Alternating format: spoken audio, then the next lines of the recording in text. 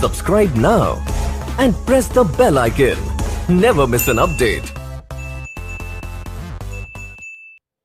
Good morning everybody. Direct indirect માં આપણે WS question સુધી અત્યાર સુધીના પીરિયડોમાં જોઈ ગયા છીએ. હવે ડાયરેક્ટ ઇનડાયરેક્ટ માં WS ક્વેશ્ચન સુધીના જે કોઈ વાક્યો આપણે જોયા છે એ દરેક વાક્યોના 2 થી 3 ફકરા લઈએ જેથી કરીને આપણને ખ્યાલ આવે કે ડાયરેક્ટ માંથી ઇનડાયરેક્ટ ના ફકરા WH સુધીના કેવા ફરે છે. બાકી આપણે હજી આગળ તો એસર્ટિવ સેન્ટેન્સ લેવાના છે, લેટ લેવાનું છે, લેટ્સ લેવાનું છે, એક્સક્લેમેટરી સેન્ટેન્સ લેવાનું છે, પરંતુ એ પહેલા 2 થી 3 ફકરા લઈ અને જો એ સમજી લેવામાં આવે તો વધારે સારું લાગશે. જોઈએ તો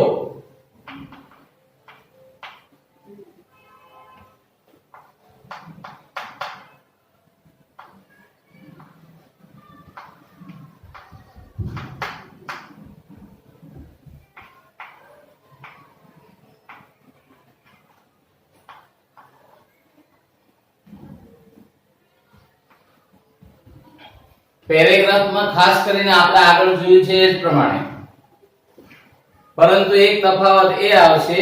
હવે પેરેગ્રાફ હોવાથી જ્યારે said to છે એ said to વાક્ય પ્રશ્નાર્થ હોય તો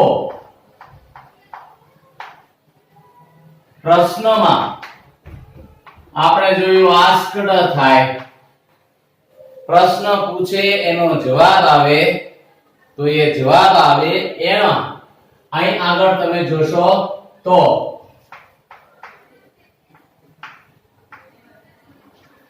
આન્સર્ડ અથવા રિપ્લાઈડ કરવામાં આવે છે.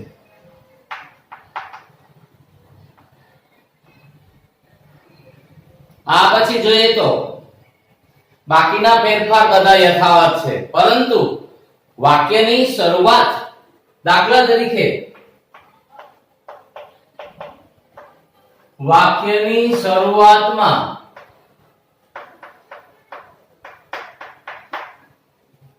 જો યસ હોય તો આપણે જોશું ડાયરેક્ટ માંથી ઇનડાયરેક્ટ માં વાક્ય ફરે ત્યારે આપણે અહીં આગળ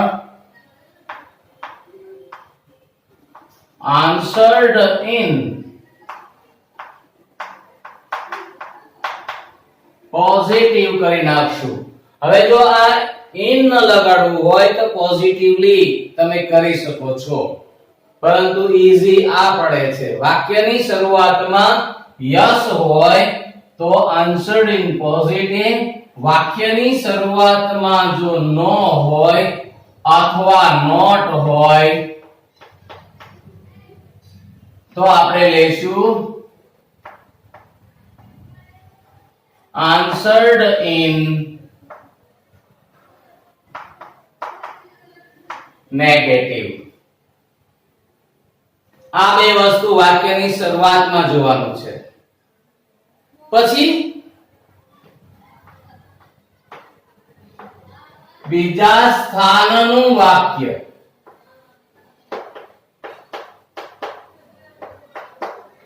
ઘણી વખત એવું બને પહેલું વાક્ય હોય પછી પાછું બીજું વાક્ય હોય, એવી રીતના જોવા મળે. તો પહેલા સ્થાનના વાક્ય પછીનું બીજા સ્થાનનું વાક્ય. જો બીજા સ્થાનના વાક્યમાં નંબર 1 જો જોઈએ તો વિધાન વાક્ય હોય,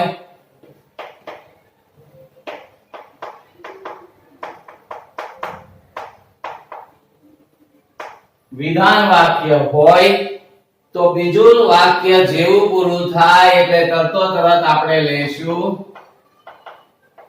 and added that. આ ક્યાં સુધી લેવાનું છે આપણે જોઈએ તો WH ક્વેશ્ચન સુધી આપણે અહીંયા આગળ ચાલીએ છીએ. માની લો કે વિધાન વાક્યને બદલે બીજા સ્થાનનું વાક્ય છે એ વિધાનના બદલે જો ઇન્વર્ઝન ક્વેશ્ચન હોય એટલે કે ઉલટ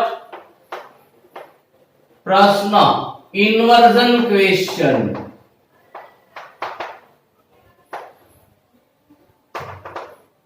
જો જોવા મળે તો આપણે અહીં આગળ બીજા સ્થાનના વાક્ય પછી and asked if અથવા and asked whether લેવાનું છે, પણ if વધારે સુટેબલ રહે છે એટલા માટે આપણે whether લેતા નથી. એટલે ઉલટ પ્રશ્ન જો જોવા મળે તો ઉલટ પ્રશ્નની અંદર બીજા સ્થાનના વાક્યમાં and asked if લેવામાં આવે છે. નંબર 3 છેલ્લે આપણે જે જોયું તો એ કે બીજા સ્થાનના વાક્યમાં WH અથવા તો how થી પ્રશ્ન હોય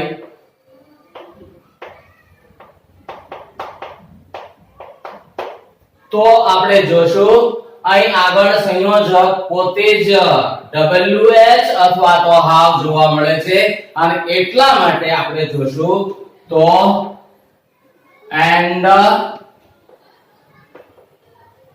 asked WH અથવા આમ થઈ જાય છે and asked how.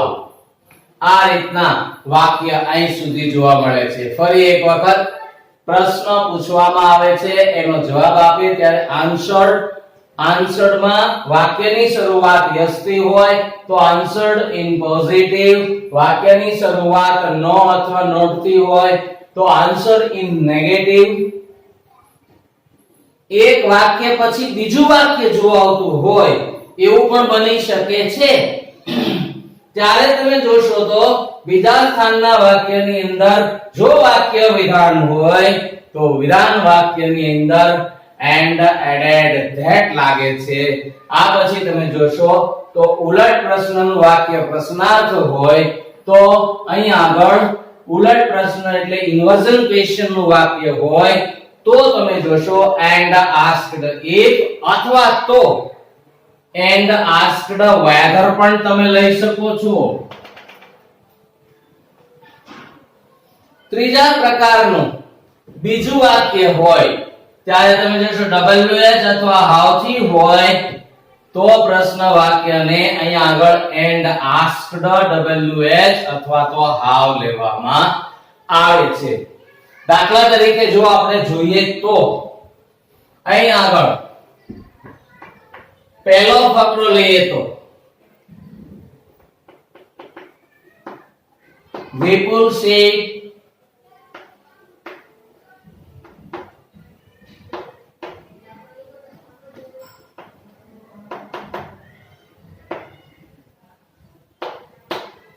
what are you doing now? Joseph.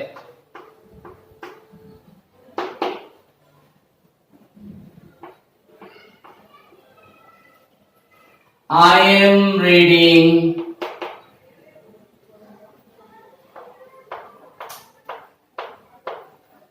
funny story.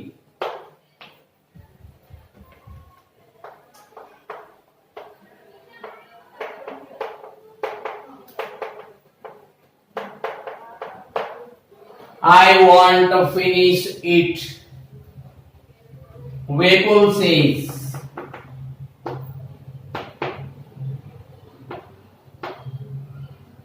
What is it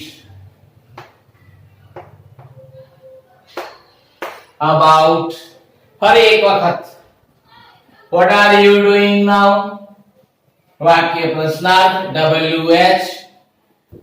Joseph છે એનો જવાબ આપે ત્યારે તમે જોશો તો જોસેફ આન્સર્ડ થશે, જોસેફ રિપ્લાઈડ થશે. ત્યારે તમે અહીં આગળ આપણે જો જોઈએ તો દાખલા તરીકે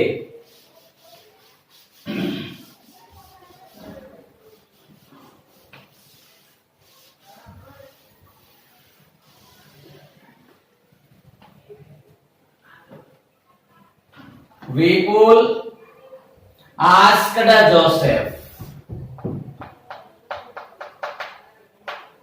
વિપુલ asked Joseph. આપણે વાક્યમાં સમજી ગયા હતા, હવે આ વાક્યોને ફકરામાં મૂકી દીધા છે. કોઈ ફરક નથી પડતો.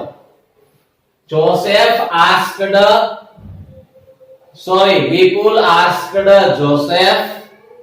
સંયોજક લાગશે what નું, what જ રહેશે.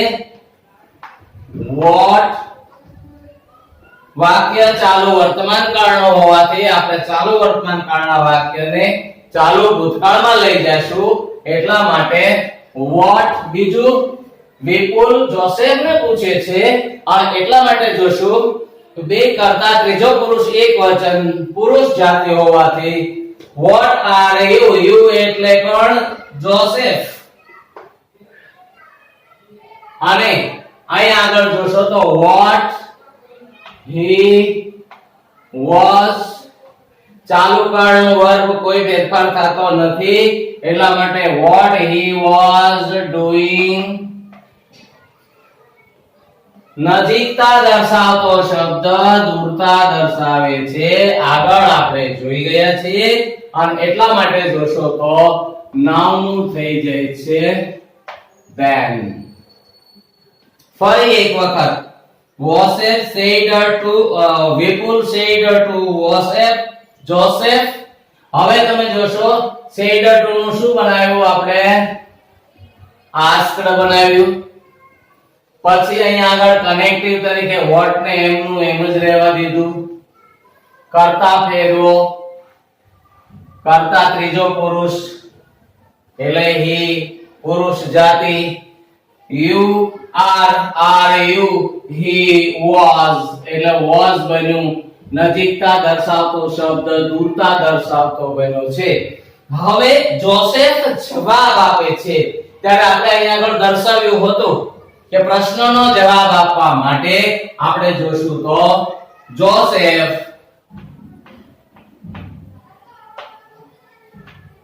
answered.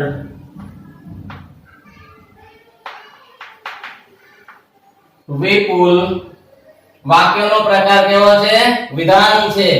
યાદ રાખવાનું છે, આપણે આગળ ભણી ગયા છીએ કે વિધાન વાક્ય હોય તો સંયોજક તરીકે આપણે that લગાડશું, એટલે રહી ગયું that.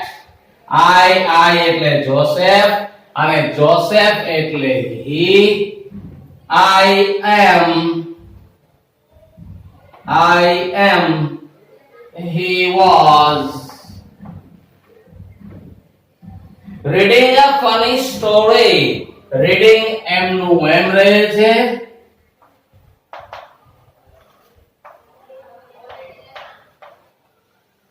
funny story. હવે આપણે જોયું હતું કે બીજું વાક્ય જો વિધાન હોય તો સ્ટોરી, પાછું એને શું કીધું? I want finish it. I want finish it. I એટલે જોસેફ, want સાદો વર્તમાન કાળ want નું બની જાય છે wanted, finish it. I want to finish it. to છે એ ઇન્ફિનિટિવ છે, એમાં કોઈ ફેરફાર થતો નથી, એટલા માટે તમે જોશો I want to finish it. want નું wanted થઈ જાય છે, પણ બીજા સ્થાનનું વાક્ય વિધાન હોવાથી આપણે અહીંયા આગળ લગાડશું and added that. સંયોજક લગાડ્યું ને, જો અહીંયા રહ્યું આ and added that. I એટલે કોણ થયો? જોસેફ. જોસેફ એટલે he. want નું થઈ જાય સાદો ભૂતકાળ, એટલા માટે wanted. ઇન્ફિનિટિવ માં કોઈ ફેરફાર થતો નથી, કાળ બદલાય, કર્તા બદલાય, છતાં ક્રિયાપદ ન બદલાય, એને ઇન્ફિનિટિવ કહેવાય છે. બધું જ બદલાય છતાં કંઈ પણ ફેરફાર ન થાય, ઇન્ફિનિટિવ. હમ નહીં સુધરેંગે, ઘણાએ એવું નક્કી કર્યું હોય છે. આ એના જેવું છે, ટુ ફિનિશ એમનું એમ રહે છે એટલે વોન્ટેડ ટુ ફિનિશ ત્રીજા પુરુષ એકવચનનું સર્વનામ કોઈ દિવસ ફેરફાર થતો નથી. ત્રીજા પુરુષના સર્વનામમાં he હોય, she હોય, it હોય, they હોય, કોઈ ફેરફાર થતો નથી કારણ કે ટર્મિનલ છે, ત્યાંથી આગળ જવાતું નથી. ત્યાંથી હવે આપણે પછીનું જોઈએ વાક્ય. તો વિપુલ પાછો પૂછે છે what is it about. તો એનો અર્થ એવો છે કે પાછો એને પ્રશ્ન કર્યો ને ત્યારે તમે જોશો તો વિપુલ. હવે અહીં આગળ તમારે અગેન મૂકવું હોય તો મૂકી શકો છો. અગેન આવો અગેન મૂકવું હોય તો તમારે મૂકી શકો છો, ફકરો વ્યવસ્થિત લાગે એટલા માટે. અગેન વિપુલ asked Joseph. પાછું what નું શું રહે છે? what જ રહે છે એટલે what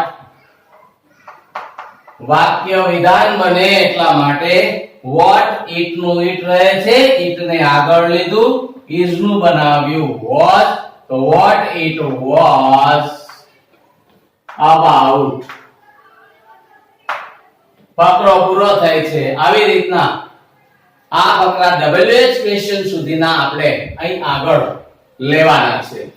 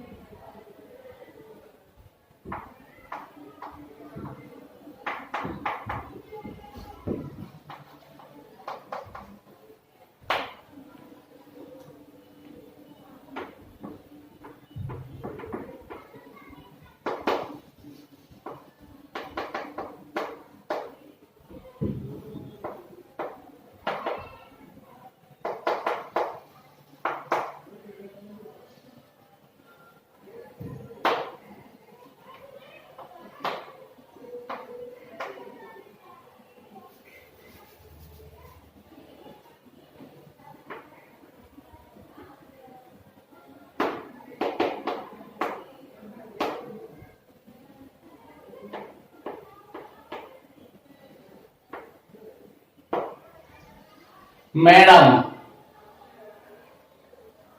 did you do your homework yesterday? ગઈકાલે તે તારું ગૃહ કાર્ય કર્યું હતું? ફરી એક વખત did આવ્યું, આપણે આગળ ભણી ગયા છીએ. did had plus past participle દર્શાવે છે. તો did નીકળે એટલે had plus past participle. ફરી એક વખત આપણે આની જેમ જ જો જોઈએ તો મેડમ asked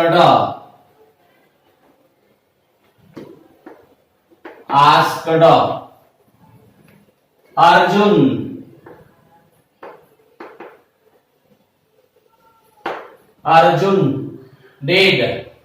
વાક્ય ઇન્વર્ઝન ક્વેશ્ચન છે અને એટલા માટે આપણે જોશું સંયોજક તરીકે કોનો ઉપયોગ લેવાનો છે? if નો ઉપયોગ કરવાનો છે. ત્યારે you એટલે અર્જુન, if he, you છે એ you છે એનું બની જાય છે he. did એટલે આપણે આની પહેલા પણ કહી દીધું છે કે had plus past participle. past participle કોનું બનાવવાનું છે? તો કે એમાં જે મૂળ રૂપ હોય V1 હોય એ v1 નું v3 લઈ જવાનું, એટલા માટે આ do છે, એ do છે એનું આપણે v3 લેશું, પરંતુ એની પહેલા આપણે had લગાડવાનું છે કે he had done you your he his homework yesterday.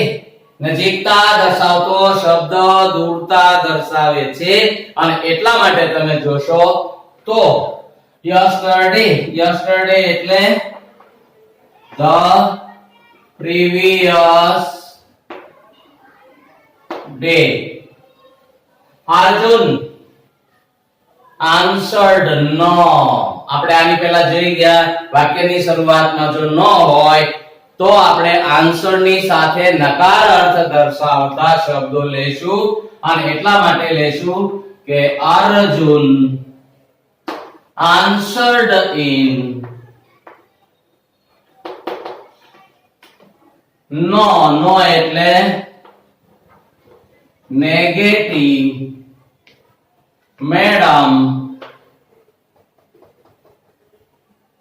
વાક્યનો પ્રકાર પાછળ જોશો તો વિધાન છે અને એટલા માટે સંયોજક તરીકે ફરી એક વખત આપણે સંયોજકને that નો ઉપયોગ કરશું. I એટલે અર્જુન એટલે he, I was એટલે જો તમે જુઓ તો v2 છે, v2 હોય તો અહીંયા આગળ પાછું તમે જોશો અહીંયા did છે તો had પ્લસ past participle, એની જેમ અહીંયા was કે were હોય તો પણ તમે had પ્લસ past participle લેશો તો આનું v2 છે તો v1 શું છે તો કે am is are v1, was were v2 અને અહીં આગળ been છે એ v3 બને છે. એટલે અહીં આગળ જોશો તમે કે he had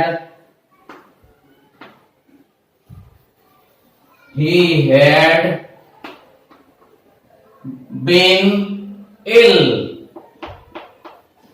પાછું વાક્ય બીજા સ્થાનનું વિધાન આવ્યું અને વિધાન વાક્ય હોવાથી આપણે જોશું and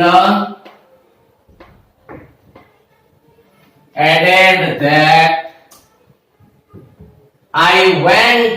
વળી પાછું મૂળ રૂપથી સાદો ભૂતકાળ દર્શાવ્યો છે અને મૂળ રૂપથી સાદો ભૂતકાળ હોવાથી v2 હોય તો had પ્લસ past participle પાછું જવાનું તો તમે જોશો કે he had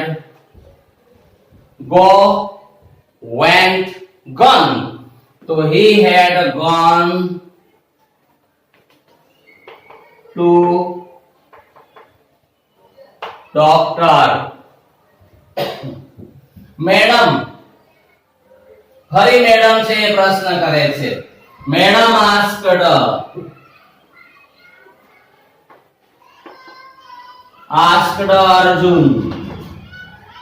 અર્જુન ફરીવાર તમે જોશો કે મેડમ asked અર્જુન વાક્ય છે એનો પ્રકાર ફરી એક વખત અહીંયા આગળ ઉલટ પ્રશ્ન એટલે કે ઇન્વર્ઝન ક્વેશ્ચન હોવાથી તમે જોશો asked Arjun if will you એટલે અર્જુન અને અર્જુન એટલે he will નું બની જાય છે would, I બની જાય છે would, bring માં કોઈ ફેરફાર થતો નથી કારણ કે shall કે will નું would થાય એટલે પાછળનું મૂળ રૂપ છે એમાં કોઈ ફેરફાર થતો નથી. eat tomorrow, eat માં m નું m જ રહે છે. tomorrow નજીકતા દર્શાવતો શબ્દ દૂરતા દર્શાવે છે અને એટલા માટે તમે જોશો તો the following day આ રીતનું થઈ જાય છે. આવતીકાલે પાછો તું લેતો આવીશ. અર્જુન answered અહીંયા યસ છે, અહીંયા નો હતું એટલે આપણે answered in નેગેટિવ લીધું હતું. અહીં આગળ યસ છે એટલા માટે આપણે જોશું કે Arjun answered in yes positive madam વાક્યનો પ્રકાર પાછો વિધાન જ છે એટલા માટે અહીંયા સંયોજક લાગશે that I shall do I એટલે he મેં એકવાર નહીં ઘણી વાર કીધું છે કે shall હોય તો એનું 99% તમારે would જ કરવાનું આવશે તો he would do પાછળનું રૂપ એમનું એમ જ જળવાય છે